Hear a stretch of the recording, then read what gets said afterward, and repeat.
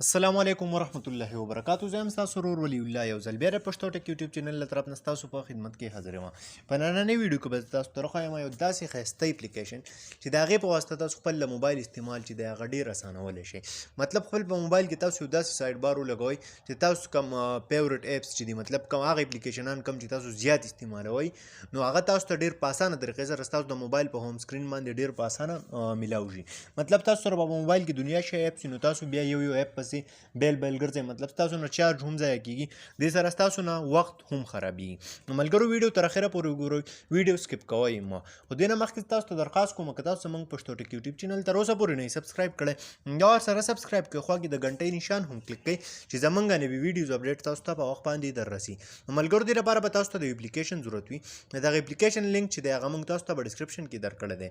کله چې دغه اپلیکیشن تاسو خپل موبایل ته انسټال کړئ، سمپلی دا به ستاسو نه یو پرمیشن غواړي. ټیک ته دا وګورئ، دې ته به تاسو پرمیشن چې دی هغه پرمیشن به دې ته تاسو د دې ځای نه په دې طریقه الاف کړئ.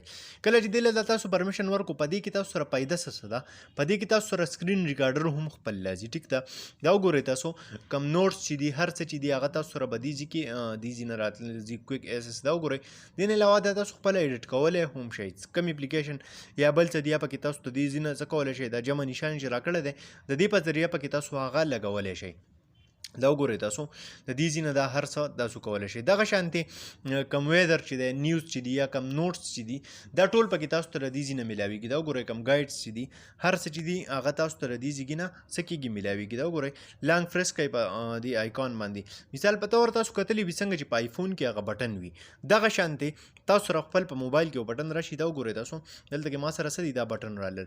په دې کې خوا کې تاسو کتلی شئ ما سره دلته کې دا کم اپلیکیشنان چې دي ټول چې کم یو زه کولاوم، دا وګورئ تاسو آزر دی کم څه چې دي دا ټول اپلیکیشنان ما سره دغه شانتې ښکلی سایډ بار راغلی.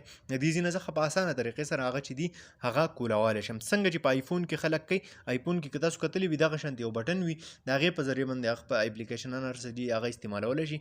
نو دغه شانتې د دې په ذریعې تاسو څه کولی شئ، خپل اپلیکیشنان کولی شئ سکرین شاټ اخیستل غواړئ یا بل څه ملټیپل سکرین شاټ پکې هم اخیستلی شئ. دا اپشن در سره پکې هم دی. دغه شانتې کوم سکرین ریکارډر چې دی، سکرین ریکارډینګ کول غواړئ یا وایس ریکارډینګ کول غواړئ، هر څه چې دي کال ریکارډر چې دی دا ټول پکې تاسو سره څه کېږي، په دغه یو اپلیکیشن کې تاسو ته میلاویږي. مطلب ستاسو د موبایل استعمال چې دی هغه تاسو ډېر په اسانه سره کولی شئ. که تاسو اوس دا نور اپلیکیشنان چې دي دا په موبایل کې ګورئ، دا وګورئ دې پسې به اوس تاسو ګرځئ، ځکه سړي سره خو په موبایل کې یو اپلیکیشن نه وي، دنیا اپلیکیشن وي.